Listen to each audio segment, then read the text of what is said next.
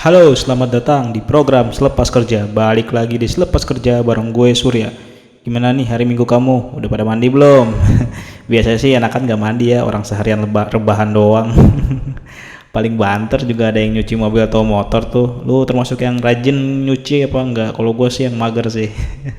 Oke, kali ini gue mau cerita tentang penting gak sih kita pindah ibu kota. Orang lagi pada butuh duit banyak, kenapa nggak sih buat bansos aja. Minyak goreng langka, semua harga-harga barang naik, tinggal nunggu bensin yang belum naik nih. Nah, kalau kalian pengen tahu apakah harga bensin akan naik atau enggak, kalian bisa nonton video yang ada di card yang di sini ya. Oke.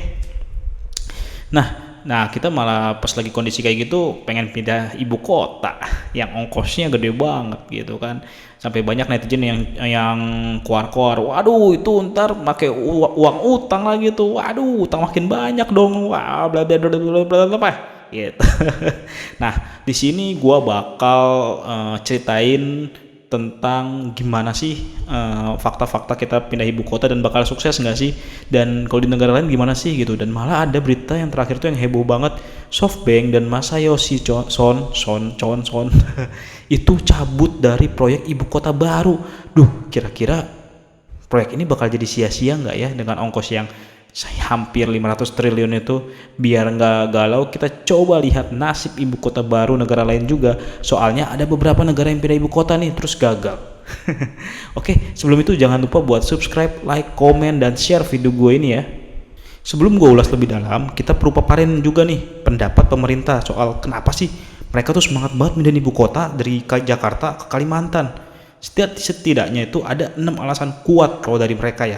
Pertama, penduduk di Pulau Jawa itu udah terlalu padat. Katanya 50% penduduk Indonesia itu ada di Jawa. Jadi semoga aja pas dipindahin ibu kota ini ada pergeseran angka penduduk ke Kalimantan lah gitu kan. Yang kedua, ekonomi Indonesia 60% berasal dari Jawa. Ini dianggap Jawa sentris banget. Kalau Pulau Jawa kenapa-napa, Indonesia bisa ngedrop. Emang bakal ada apa di Pulau Jawa? Itu bakal jadi alasan selanjutnya. Ketiga, adanya potensi krisis air bersih. Jadi di Jawa dan Bali lagi terancam krisis air bersih loh, terutama tuh di Jabodetabek dan Jawa Timur. Bayangin kalau krisis air bersih, harga PAM bisa naik nggak ya? Mana di kosan swasta lagi PAMnya. Waduh, kalau harga PAM naik, ribet nih gitu. Terus keempat, konversi lahan yang dibangun di Jawa tuh sudah tinggi banget. Bayangin ya, diprediksi 42% lahan di Jawa sudah jadi bangunan pada 2030. Gila nggak? Kalimantan aja diprediksi cuma 11% lahannya jadi bangunan pada 2030. Jomplang banget kan? Ya iyalah, orang di Kalimantan lahannya bukan buat jadi bangunan, tapi kebun sawit. Terus kelima, arus urbanisasi itu tinggi banget. Lihat aja setiap lebaran pasti ada orang daerah yang pindah ke Jakarta, ngikut saudaranya, ngikut temennya gitu. Padahal di Jakarta juga nggak enak-enak banget sih. Walau potensi gaji UMR lebih gede, tapi persaingan ketat banget. Apalagi terakhir Jakarta tercatat sebagai kota terpadat ke-9 di dunia. Keenam, ancaman bencana alam sangat tinggi kayak banjir sampai gempa bumi, bahkan tsunami. Banjir juga disebabkan oleh penurunan tanah, terutama di kawasan Jakarta. Lu lihat aja tuh di Jakarta Utara udah sering banget kena banjirop dan banjirnya makin meluas. Memang berapa sih anggaran pindah ibu kota itu? Terus gimana skema pembiayaannya? Bisa nguras anggaran negara nggak jadi ngutang lagi? Oke, kita akan bahas di bagian selanjutnya. Kalau mengutip omongan Presiden Indonesia Joko Widodo sih ya, jadi total biaya pembangunan ibu kota baru itu sekitar hampir 500 triliun. Cuman itu bukan anggaran setahun langsung harus dikeluarkan, tapi itu untuk perencanaan pembangunan hingga 2045 mendatang. Untuk tahap pertama nih, pemerintah tuh bakal bangun infrastruktur utama seperti Istana Presiden, gedung MPR, DPR, perumahan, hingga pemindahan PNS ke sana mulai 2022 sampai 2024. Lalu tuh pengembangan IKN sebagai pusat ekonomi juga mulai dilakukan pada 2035 sampai 2045. Untuk sumber dananya dari mana nih? Nah, pada tahap awal di tahun 2022 sampai 2024, mayoritas dana itu bakal berasal dari APBN. Namun, setelahnya pemerintah akan mengembangkan infrastruktur dan fasilitas masyarakat lewat kerjasama dengan swasta. Jadi, dari 486 triliun atau sekitar hampir 500 triliun anggaran untuk pembangunan ibu kota baru itu, APBN bakal menanggung sekitar 88 triliun sampai 92 triliun. Berarti itu sekitar 20%-nya ya. Iya nggak sih? Ya gitulah hitung-hitungan kasarnya. Terus sisanya gimana? Ngutang ke luar negeri? Waduh, enggak. Jadi gini, ada namanya skema KPBU. Jadi nanti mayoritas 53% sisanya itu bakal didanain dengan skema KPBU gitu. KPBU ini apa nih? Nah, KPBU ini intinya adalah pemerintah dan investor swasta tuh bakal kerjasama untuk proyek tertentu, misalkan ibu kota baru ini. Nantinya seluruh modal dari itu berasal dari pihak investor, tapi juga bisa jadi dibantu sama pemerintah Indonesia. Cuman pemerintah bakal jadi minoritas banget di situ, sedangkan yang mayoritas bakal jadi dari investornya gitu. Nah, terus apa nih kelebihan KPBU dengan investasi foreign direct investment? Bedanya tuh di sini, resiko dalam proyek ini ditanggung bersama, ditanggung imbang antara pemerintah dengan si investor, jadi lebih aman lah. Ibaratnya kalau lu investasi, risknya lebih rendah dibandingkan lu foreign direct investment langsung gitu. Nah, terus sisanya gimana? Sisanya bakal mengandalkan investasi dari swasta dan BUMN, jadi yang dikerjain langsung sama mereka gitu. Tuh, tapi nih setelah ini muncul nih katanya SoftBank malah cabut dari proyek di Indonesia di ibu kota baru ini lah. Kenapa tuh ya gitu kan? Oke, kita akan bahas selanjutnya ini ya. Sebelumnya lu pasti ingat kan, Luhut pernah bilang SoftBank tertarik investasi di ibu kota baru Indonesia. Nilainya bahkan sampai 100 miliar dolar AS. Kalau kita asumsikan kurs rupiah itu 14.500 per dolar AS, berarti nilai investasi SoftBank bisa senilai 145 triliun rupiah. Gila nggak tuh? Itu bisa dibilang sekitar 30% dana buat bangun IKN sampai 2045 tuh udah ada di tangan SoftBank. Enak banget ya gitu. Cuman di awal 2022 ini atau mungkin di bulan Maret 2022 ini, SoftBank bilang mundur dari proyek IKN. Gue bingung sih sebenarnya, nggak bisa dibilang mundur juga karena kan kemarin tuh kita ngaku-ngaku doang ya. SoftBanknya belum memberikan statement kepastian juga, dan dia mungkin akan masuk bukan di awal-awal tapi nanti pas proses di KPBU-nya mungkin ya gitu. Cuman di sini ya kita udah melihatnya dia udah pasti gitu. Padahal mungkin belum pasti gitu. Cuman baru ya mungkin saya tertarik gitu aja. Cuman kan kita persepsinya wah dia udah oke nih gitu. Nah, dia bilang wah kami tidak berinvestasi di ibu kota baru Indonesia gitu.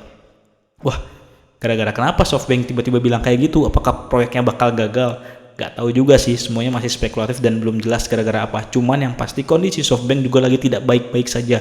Portofolionya lagi berantakan banget dan doi lagi merugi parah, terutama gara-gara investasinya di startup Cina yang kemarin diminta delisting dari bursa AS. Wah, portofolionya langsung hancur lebur deh, dan harga sahamnya juga terus turun. Bisa jadi gara-gara itu juga sih, cuman itu juga masih spekulasi ya, kita nggak tahu gara-gara apa sebenarnya gitu. Orang lagi bermasalah kan nggak mungkin dong nyumbang investasi maksudnya ke ibu kota baru Indonesia. Nah, kayaknya Luhut langsung langsung bermanuver nih. Jadi dia mencari pengganti investor SoftBank. Pengganti juga bukan yang kaleng-kaleng nih. Doi adalah putra mahkota kerajaan Arab Saudi, yaitu Pangeran MBS yang punya Newcastle United. Kubohir tingkat dewa kan.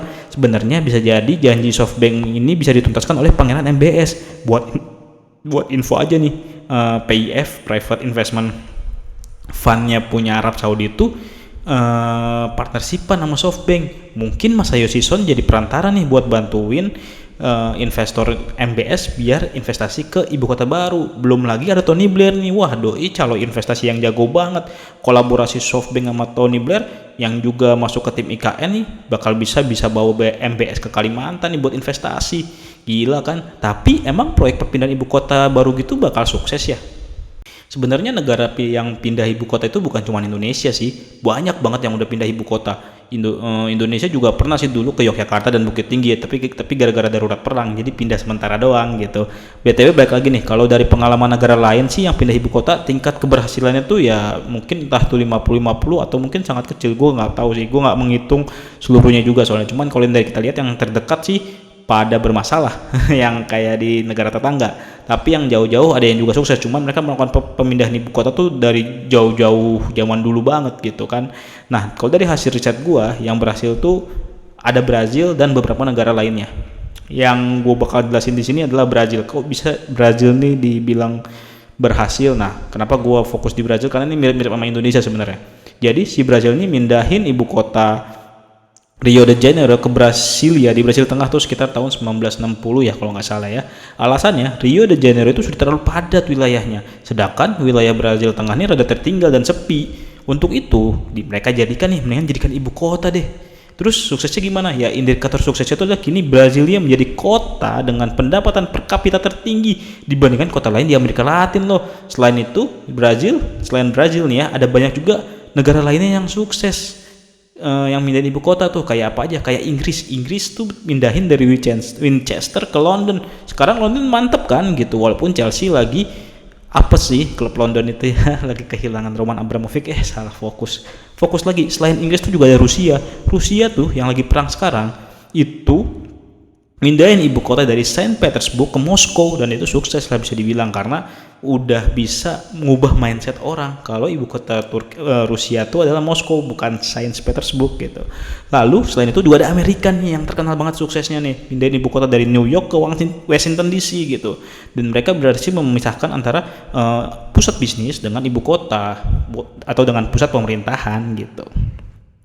Tapi setelah kita mendengar berita kesuksesan, tapi ada yang gagal juga loh. Dan yang gagal ini nih negara-negara tetangga kita. Gitu kan kacau. Yang sedih sih Myanmar sebenarnya. Jadi sih waktu pindahin ibu kota dari Yangon ke Naypyidaw pada 2005, katanya Myanmar mindahin ibu kota ini gara-gara Yangon ini bisa jadi bakal makin sesak di masa depan. Ya, itu prediksi yang udah pasti sih. Di sisi lain banyak yang menduga nih, ini proyek dari pihak militer aja nih yang nguasain pemerintah nih, egonya juga tinggi nih. Terus ada juga yang asumsi Naypyidaw ini emang lebih ke tengah sih daripada Yangon, apalagi Naypyidaw juga pusat transportasi yang dekat dengan beberapa kota besar juga, atau kota atau provinsi besar di sana gitu. Nah cuman kini Naypyidaw yang punya jalanan megah, jadi jalan tol itu megah banget, semuanya megah yang ada di sana, cuman kosong, bak hantu gitu, serem banget, kota hantu itu mah parah deh, jangan sampai kayak gitu deh ibu kota baru kita gitu kan. Nah selain Myanmar, tetangga kita juga yang lainnya nih, jadi yang paling dekat sama kita Malaysia juga mindahin ibu kota loh, dari Kuala Lumpur ke Putrajaya sebagai kota administratif pemerintahan pada tahun 99. Nah kabarnya nih dulu nih proses perpindahan ibu kota Malaysia itu mirip-mirip sama Indonesia. Miripnya tuh bukan karena mirip secara gimana-gimananya ya, miripnya tuh karena pemerintah dicemooh karena dianggap pemborosan, mirip kan. Cuma ya waktu itu emang kondisi Malaysia juga lagi krisis sih, mirip juga, sekarang juga lagi pandemi. Nah akhirnya pembangunan Putrajaya ini dilakukan secara sembunyi-sembunyi dari penuh dengan kritikan itu gitu. Terus gagalnya gimana, kan udah pindah nih sekarang nih, udah hampir berapa tahun ya, 20 tahun lebih. Nah gagalnya tuh adalah ketika investor asing resah nih kalau ibu kota pindah ke Putrajaya, dan nanti mau ngurus hal-hal birokrasi seperti visa dan sebagainya bakal sulit, bakal ribet, maksudnya ribet, ada perpindahan dari Kuala Lumpur harus ke Putrajaya dulu, kan makan waktu tuh gitu. Begitu juga dengan dubes-dubes yang ada di Kuala Lumpur, mereka ogah tuh pindah ke Putrajaya, padahal jarak Putrajaya ke Kuala Lumpur tuh nggak sejauh Jakarta ke Kalimantan gitu, yang harus naik pesawat. Nah tapi dari segi orang-orang lokalnya, PNS lokal juga malas banget dia ke sana, entah kenapa. Padahal desain dari Putrajaya ini modern banget loh, dibuat emang konsepnya bagus, cuman banyak yang gak tertarik gitu. Kamu pernah gak sih jalan-jalan ke Putrajaya dan Kuala Lumpur, dan bisa bedain gak sih kenapa sih banyak orang yang gak tertarik ke Putrajaya? Pas denger yang Malaysia itu lu kepikiran gak, wah iya bener juga, nanti ngurus-ngurus birokrasi bakal rumit dong, kudu ke Kalimantan. Sebenarnya ya iya sih, gue pun kepikiran gitu, gila lu ngurus visa ke Kalimantan naik pesawat dari Jakarta bisa kagak jadi healing ke luar negeri ya. Tapi kita ada di beda zaman sih sama Malaysia waktu pindah ibu kota itu, sekarang semua bisa lewat online kan kalau ngurus-ngurus. Semoga aja PNS di sana nanti nggak cuma ahli main Juma tapi juga nggak gaptek gitu. Jadi gimana proyek ibu kota nih menurut gue, ya semoga aja lancar sih, doa gue gitu. Katanya juga ada insentif buat anak muda yang mau ke sana, lu tertarik nggak? Gue sih nggak ya, soalnya mahal-mahal nggak sih biaya hidup di Kalimantan, soalnya jauh dari sumber bahan pokok. Kecuali minyak goreng di Kalimantan mahal nggak ya? Mungkin kalian yang orang Kalimantan bisa komen. Kalimantan lagi pula gue hitungannya juga kayaknya udah nggak masuk anak muda yang bakal dapat insentif juga ya. Satu lagi sih, gue juga berdoa semoga ibu kota dipindahkan bukan gara-gara ramalan Pulau Jawa atau Jakarta bakal tenggelam. Ini tuh jadi kayak film serial Japansing, kalian nonton gak di Netflix gitu. Jadi di situ Jepang pengen mindahin ibu kotanya Tokyo ke Sapporo. Alasannya karena ada prediksi si Tokyo ini bakal tenggelam. Semoga enggak ya, tapi rada cocok sih soalnya ada ramalan juga Jakarta bakal tenggelam. Ya semoga aman-aman aja lah. Sampai di sini dulu video gua. Sampai jumpa di episode selanjutnya. Bye bye.